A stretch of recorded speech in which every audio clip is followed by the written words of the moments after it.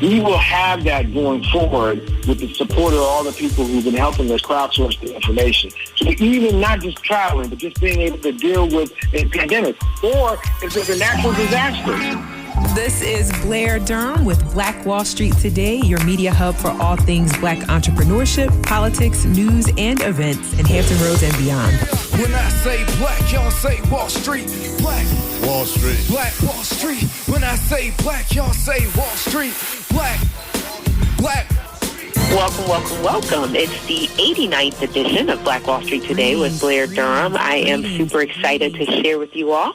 Our show focus for today is what's now and what's next.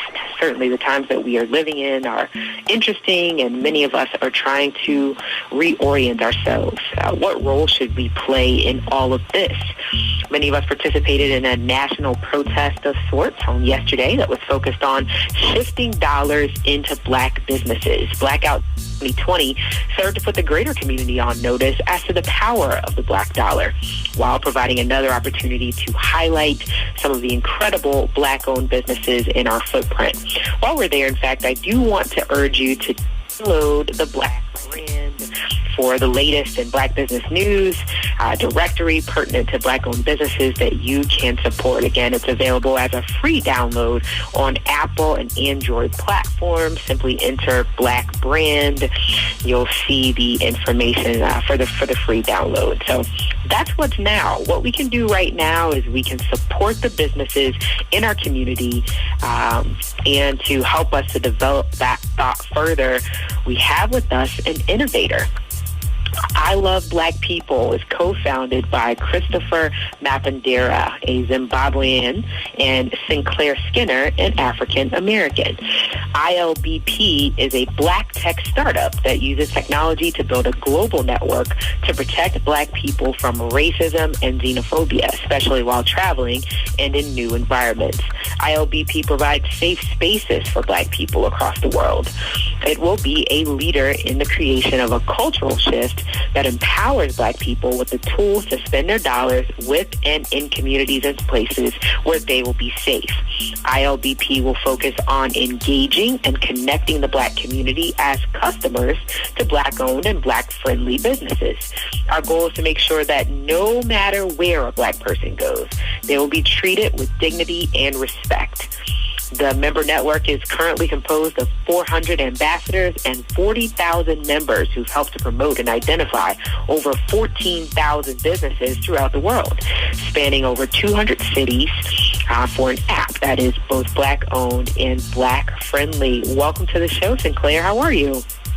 Hello, thank you, Sister Blair, and thank you for having such a platform to share with so many people the importance of supporting each other. So thank you so much. Thank you.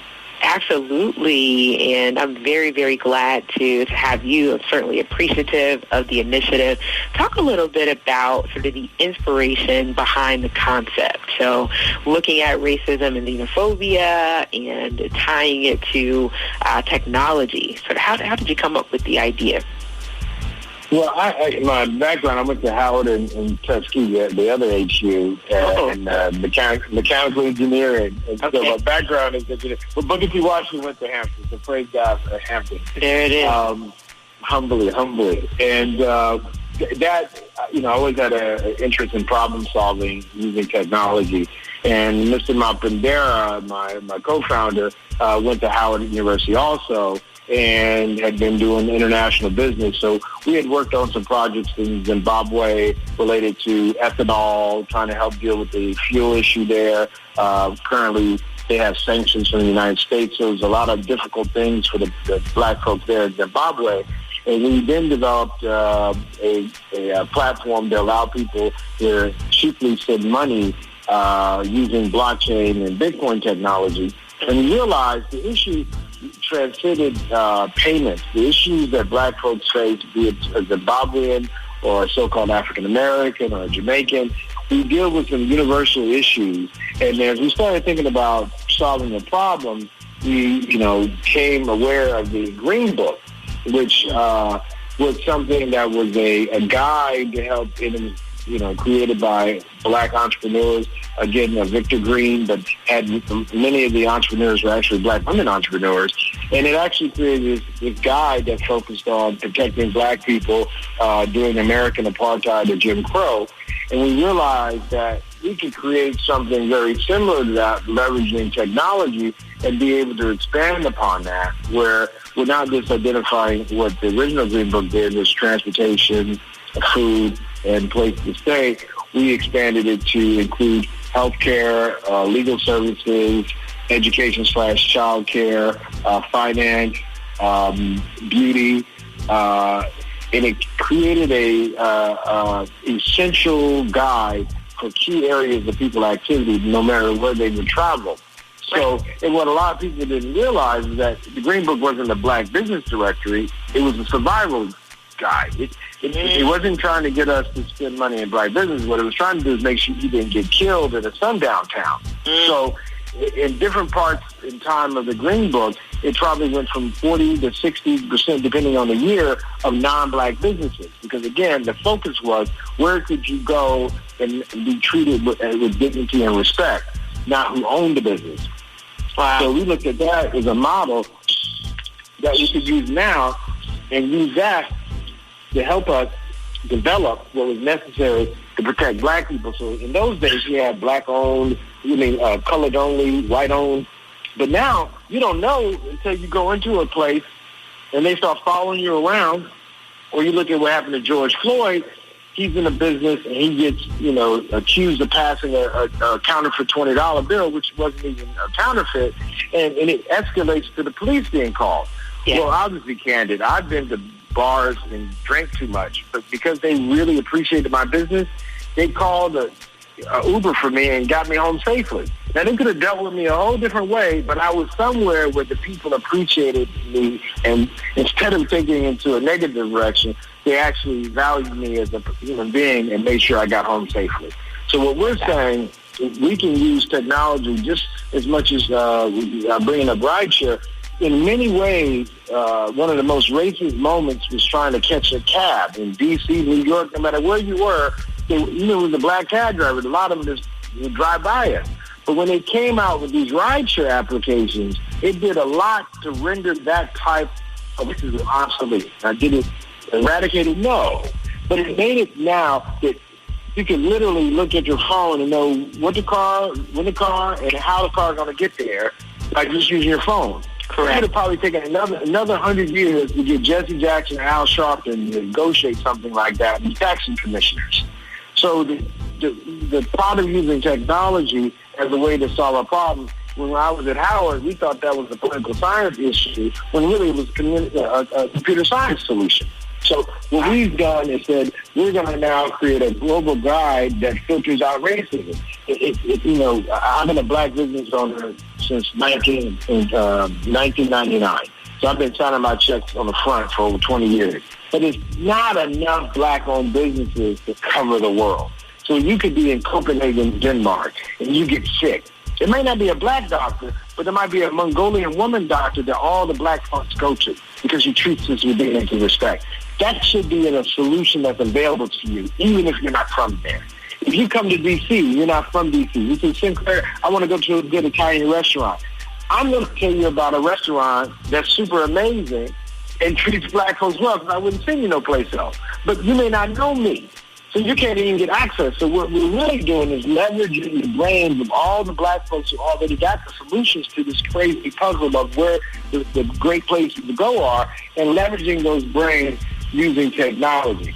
And then for applications like you have and some of these other folks have, once you've got yourself situated and you want to now get a general contractor and deal with some other issues, then we want to make sure that we create strategic partnerships with Black business directories and chambers of commerce to give people the deep dive information that they need. Because what we're trying to do is cover a wide range of folks. So currently we're in our beta. We'll have our first phase ready to launch August 31st. We would have covered 236 key cities that were based on travel, be it business or tourist travel, and city centers that Black people of all backgrounds frequently travel.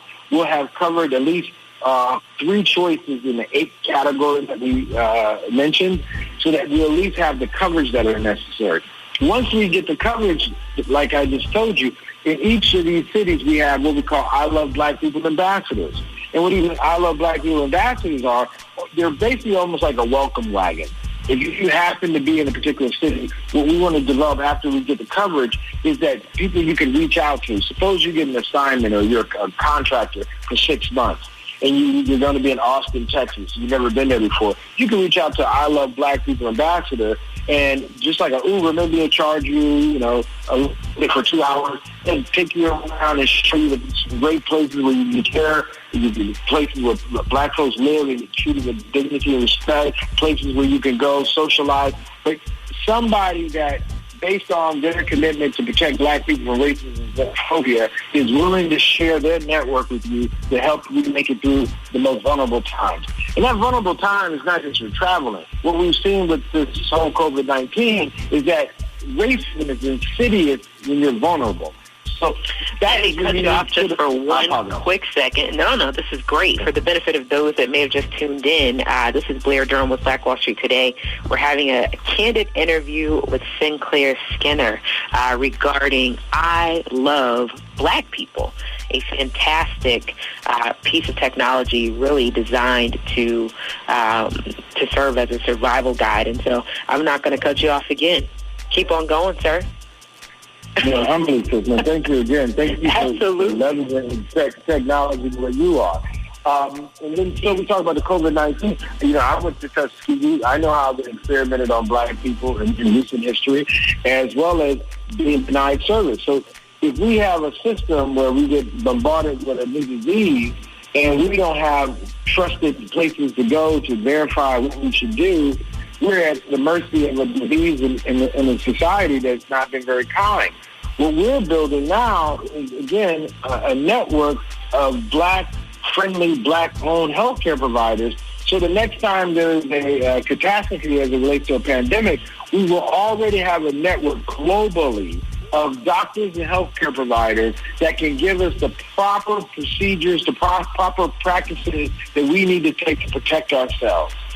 We will have that going forward with the support of all the people who've been helping us crowdsource the information. So even not just traveling, but just being able to deal with a pandemic. Or if there's a natural disaster, we don't need the Red Cross. All the Red Cross does is come in and pay the local people, and they take a lot of the money off the top. If we've identified the critical providers of the different services in those 8 categories, if there's ever something that happens again in New Orleans, we would have already identified these critical factors. We're talking about food, shelter. We're talking about health care. Can you hear me? Yep, I can hear you just fine. I was asking you to bring us home. We were talking about why technology like this can protect us in the event of a pandemic such as what we're currently experiencing. Are you there? Yes. We've got about 2 minutes. Okay, so in order to make great decisions, we need great information. And that's what we're oftentimes missing. Just information to let us know what places are going to treat us and give us what we need in the way we need it. What we're providing is a guide that makes sure that you have that information so you can make better decisions. And the information is there. We're just allowing ourselves to use this technology to crowdsource the information so we all can benefit from it. And that information is black-friendly and black-safe places in the key 8 categories that we mentioned that will be essential to whatever you're doing when you're traveling or when there's a crisis. Okay. So with that being done, 1 minute. Let us know what the iloveblackpeople.com. Okay. And recommend, friendly and black-owned businesses that you can become an ambassador. That's perfect. I just downloaded the app myself. I Love Black People. It's available on Apple as well as Android, or you can visit the website. Go ahead, sir. So the website and the application are both in their beta phase. Okay. We are losing Mr. Skinner, who dialed in from the Dominican Republic to share this great information. The biggest financial asset that you have going for you by miles is the value of your own earning power over the years. If you fail to plan, you're planning to fail. More important business insights are on the way. Stay locked in. Black Wall Street Today will be right back after these messages.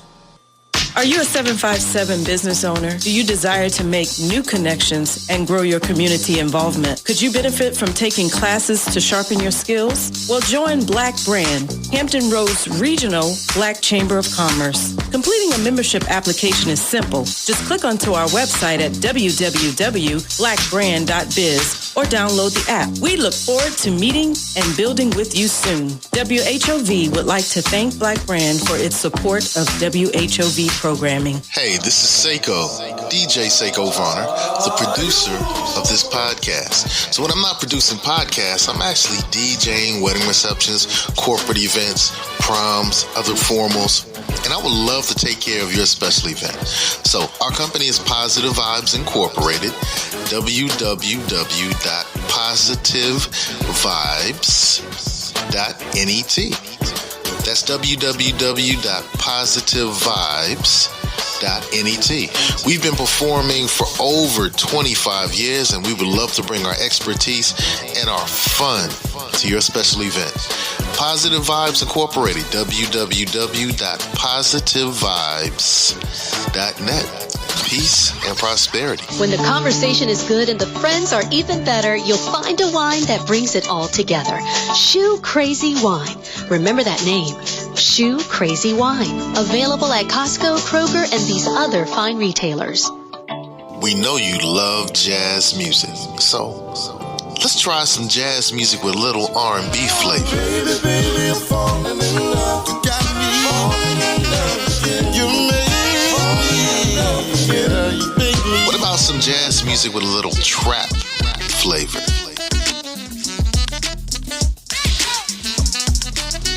Jazz and Caribbean. Hey, we mix it up. So, online, look for Grandpa Crunk and enjoy the great jazz music. Grandpa Crunk. Jazz music. Listen. And now, more Black Wall Street Today with Blair Durham on Smooth 88.1 WHOV. Welcome back. It's the 89th edition of Black Wall Street Today with Blair Durham. Super excited to share with you our theme for today, as mentioned at the beginning of the show, is what's now and what's next. And so to help us have the conversation about strategic planning for the future of the Black community, particularly as it relates to this issue of economic equity, are the founder of the COO team. She's no stranger to our show, Ms. Lori Ruffin, as well as Ms. Jackie Glass, who is the steering committee chair for the 150-year planning process that we'll discuss, as well as Dr. Oliver Jones, and he's also no stranger to the show. He leads the economics pillar for this 150-year planning process. Are you all there? Yes. Hello. Hi, everybody. Awesome. Let's actually start with you, Jackie. If you would just kind of give us an overview in terms of the 150-year planning process, what it is, what it will mean for the community. Give us your vantage point. Well, first, thank you, Blair, for having me. The 150-year plan truly, it is ultimately this marathon that we want to run as a community to see the economic advancement of our community. As I don't know if you talked about that, the basis of it is based off of the Claude Anderson book. And what we're trying to do here is really map out strategically the areas that we see our community advancing in, and specifically in the Hampton Roads area, and really creating a step-by-step plan for my child and my child's child to be able to pick up and say, are we on track for where we need to be economically, and how do we keep moving the bar forward? Absolutely. Yeah, I love what you highlighted there. One of the trends, that we're obviously seeing now is this push toward buying Black, Now more than ever, social media, popular media, it's all about supporting Black-owned businesses. But we've noticed that has not moved the needle in terms of the creation of Black wealth. And so this move to really get the strategic plan in place is about impacting that metric. So I'll go to you next, Lori, just from the strategic planning side of things, kind of give us your view on how this actually helps us to reach the goal. Yes, thanks again, Blair. For sure. By taking a strategic look at the critical areas of education, economics, media, policy/legislation, justice, these people and values, looking at the community through these various lenses, it gives us an opportunity to see how these different aspects of our lives work with each other to affect the dynamics of generational wealth. And so what I'm really enjoying about this process is we're looking at it through multiple lenses, listening to people who have expertise in these respective areas, looking at the data to see what are the stats, where are we today, where have we been, and where do we need to go in the future if we want to see overall improvement. I think by taking a methodical, a data-driven approach, as well as a community-centered approach to the conversation, it gives us an opportunity to chart a course that it does more than helps one particular area for a short term, but it helps us to kind of set a longer term trajectory where we're able to move the needle over time. I love it. And to have a shared guide that can inform, different organizations that we can all use in our respective work. Because there's not one organization that does it all, right? It's a community effort. And so if we can have a central guide or resource, I think it really can help us to work together in a coordinated way. Right. And ultimately, once we really hone in on what this can look like, it's certainly something that we can share across the country as other areas are looking to galvanize their resources in a similar way. So super excited to have both you and Jackie on board. Dr. Jones, I know that you have obviously extensive work, background in economics, and you've kind of put together this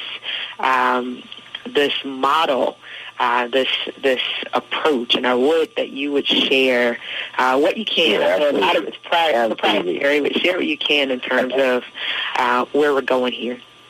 Right, and you alluded to, and one of our colleagues alluded to, a data-driven model in doing this, and humbly, I feel I know that part of my purpose is being here at this moment to help to guide this process. So knowledge that gain is knowledge not just for me, but knowledge for the moment, knowledge for people.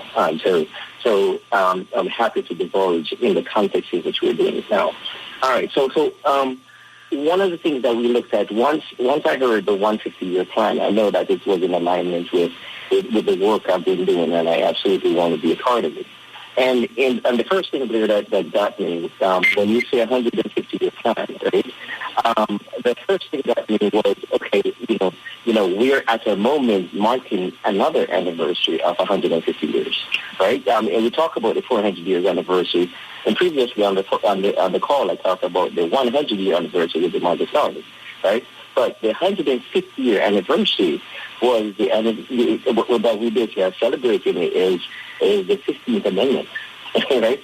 That moment when we should have, at that moment, regardless what happened previously, should get a clean slate, right? Right to go, time to basically get a part of the American dream and the purpose and so forth.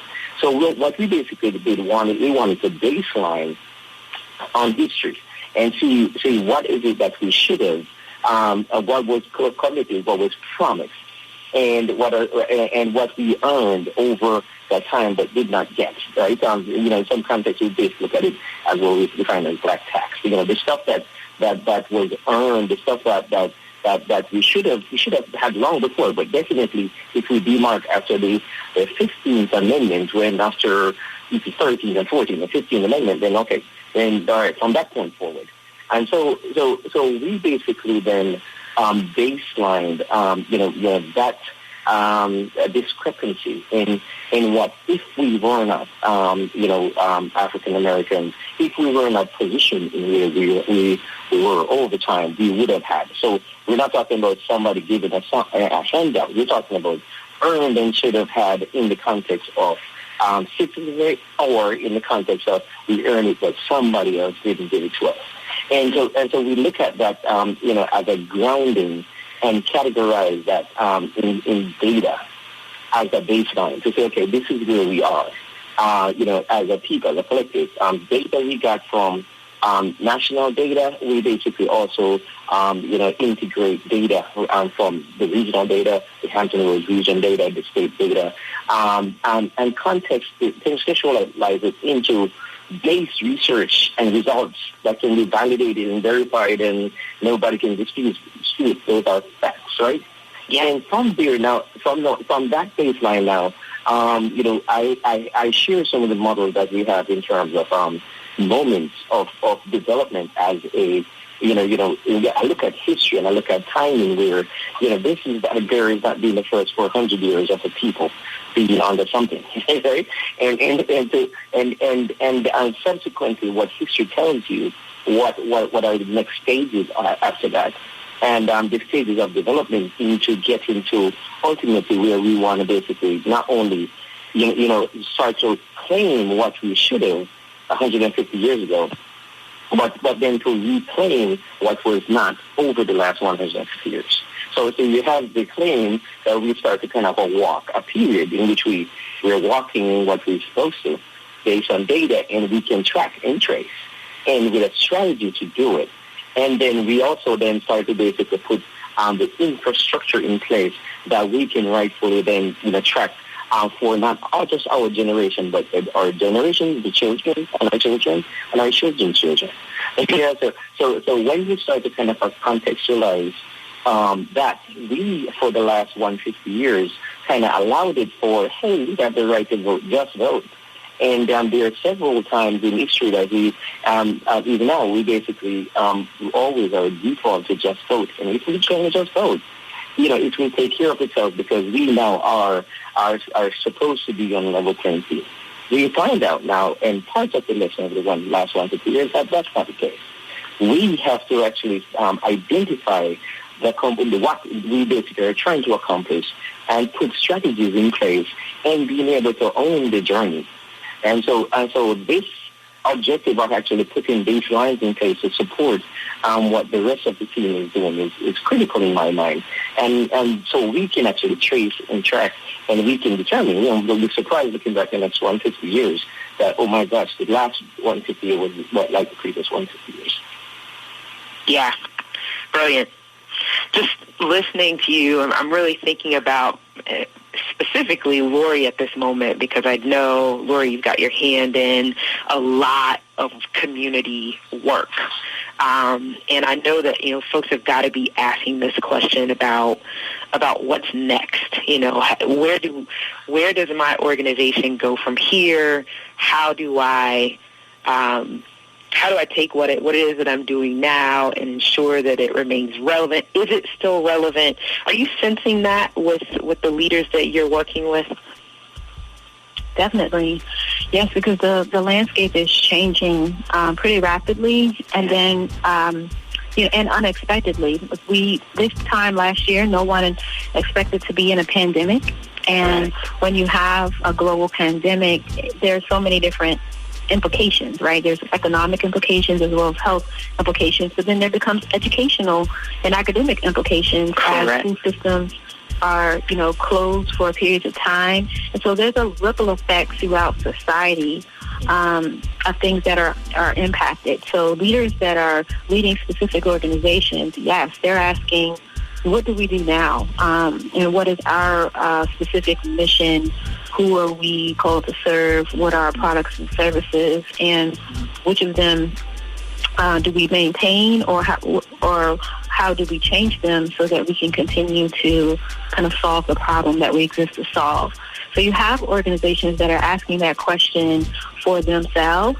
I think one of the profound things about this 150-year planning process is it gives us the ability to kind of maybe zoom up a little bit to a higher level, like a bird's eye view, and look at not just one organization, but look at a community.